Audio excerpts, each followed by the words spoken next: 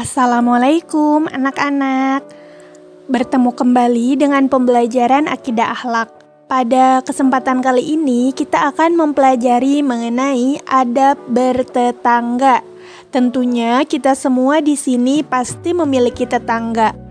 Di rumah anak-anak pun pasti memiliki teman ataupun tetangga. Mari kita bahas bagaimana adab dalam bertetangga. Yang pertama, kita akan mempelajari dulu apa itu adab. Arti atau pengertian adab adalah tata cara, sopan santun, atau kesopanan. Sedangkan adab dalam istilah lain adalah akhlak. Akhlak berarti tingkah laku kita atau kebiasaan yang kita lakukan sehari-hari. Akhlak itu biasanya sudah menjadi kebiasaan yang melekat pada diri kita. Makanya mengapa akhlak disebut juga sebagai tingkah laku atau kebiasaan yang kita lakukan. Nah, anak-anak, itu merupakan pengertian dari adab. Kita sebagai manusia dan terutama sebagai umat muslim tentunya harus memiliki adab. Kita harus mengikuti aturan, juga kita harus memiliki sopan santun.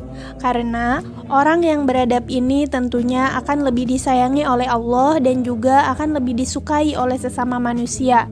Berbeda dengan orang yang tidak beradab. Tidak beradab di sini maksudnya adalah tidak mengikuti aturan, hidupnya semaunya, dan tidak memiliki sopan santun. Orang yang tidak beradab tentu tidak akan disukai. Anak-anak, sekarang kita akan mempelajari pengertian dari tetangga. Tetangga adalah orang yang rumahnya berdekatan dengan kita, baik itu di pinggir kita, pinggir kanan ataupun pinggir kiri kita. Orang yang berdekatan rumahnya dengan kita itu disebut dengan tetangga. Sebagai tetangga, kita harus saling menghargai, menghormati, tolong menolong tanpa membeda-bedakan, tanpa melihat dia kaya ataupun dia tidak berkecukupan. Semuanya adalah tetangga kita, dan jika ada tetangga yang membutuhkan pertolongan, sedangkan kita mampu untuk menolongnya, maka kita harus berusaha untuk membantunya. Adab-adab dalam bertetangga. Dalam Islam diatur bagaimana cara bertetangga. Mengapa kita harus memiliki aturan dalam bertetangga? Karena tetangga adalah orang yang rumahnya dekat dengan kita. Sehingga jika misalkan terjadi sesuatu dengan kita, orang yang paling dahulu menolong kita itu sebetulnya adalah tetangga, sehingga kita harus saling menghargai dengan tetangga, bersikap baik dengan tetangga. Nah, anak-anak, di sini kita dapat melihat bagaimana cara bertetangga dalam Islam.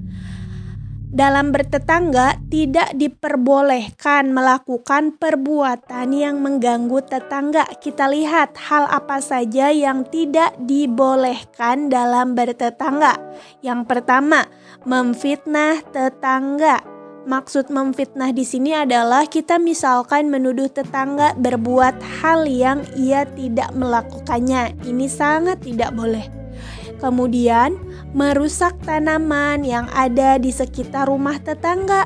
Misalkan, kita tidak boleh menginjaknya ataupun bermain di atas tanamannya.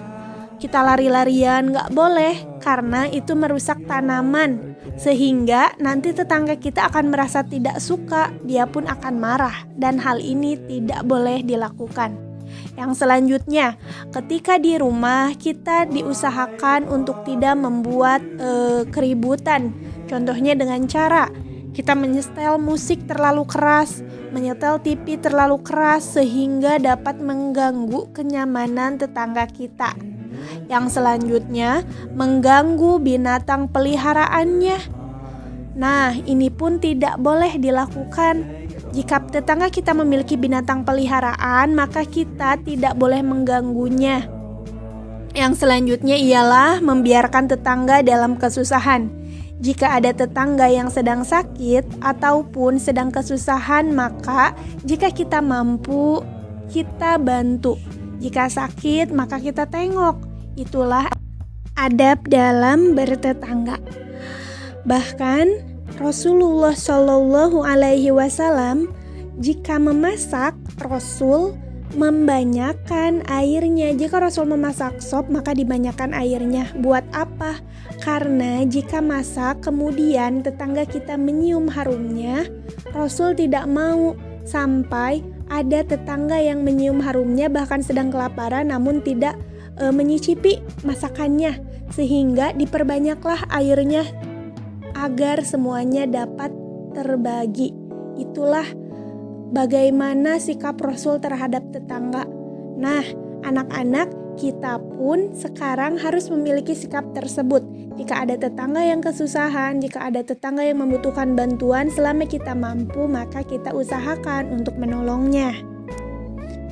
Karena jika kita menolong tetangga, tentu ketika kita ada dalam kesulitan, ketika kita ada dalam kesusahan, atau bahkan ketika kita sedang mengalami sakit, insya Allah tetangga kita pun akan menolong kita kembali. Itulah mengapa dalam bertetangga memiliki aturan ataupun memiliki adab dalam Islam dalam bertetangga. Kemudian kita pun tidak boleh membiarkan tetangga kesulitan. Jika membutuhkan bantuan kita, maka ya dibantu selama kita mampu. Seperti itu adab-adab dalam bertetangga. Anak-anak, yang selanjutnya Allah Subhanahu wa Ta'ala berfirman dan menganjurkan kita untuk melakukan tolong-menolong dalam kebaikan. Dalam surat Al-Maidah ayat 2, Allah berfirman, A'udzubillahi minasyaitonirrajim, wa ta'awanu 'alal birri wat taqwa, yang artinya dan tolong-menolonglah kamu dalam mengerjakan kebaikan dan takwa, wala ta'awanu 'alal ismi wal udwan, dan janganlah tolong-menolong dalam berbuat dosa dan permusuhan. Ayat ini menerangkan bahwa kita dianjurkan untuk saling tolong-menolong dalam hal apapun, terutama dalam kebaikan, baik itu dengan teman, keluarga, bahkan dengan tetangga. Kemudian, dan janganlah kalian saling tolong-menolong dalam perbuatan dosa dan permusuhan. Sedangkan jika kita tolong-menolong dalam kejelekan, dalam hal-hal yang mengakibatkan dosa, itu sangat dilarang oleh Allah. Seperti itu. Kemudian, ada hadis riwayat Muslim yang menerangkan bagaimana kita dianjurkan untuk berbuat baik atau menghormati terhadap tetangga.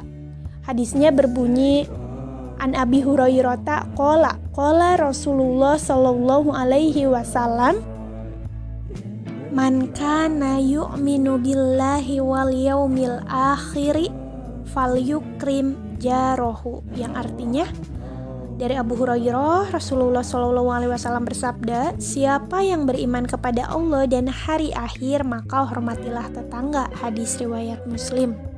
Maka jelaslah di sini Rasulullah SAW pun bersabda agar kita terhadap tetangga saling menghormati dan bersikap baik. Anak-anak, sekian yang dapat disampaikan. Pada kesempatan kali ini, silakan anak-anak kerjakan latihannya. Boleh ditulis dengan soalnya, boleh juga isinya saja. Semoga menjadi ilmu yang bermanfaat. Sampai jumpa pada pertemuan selanjutnya. Tetap semangat. Wassalamualaikum warahmatullahi wabarakatuh.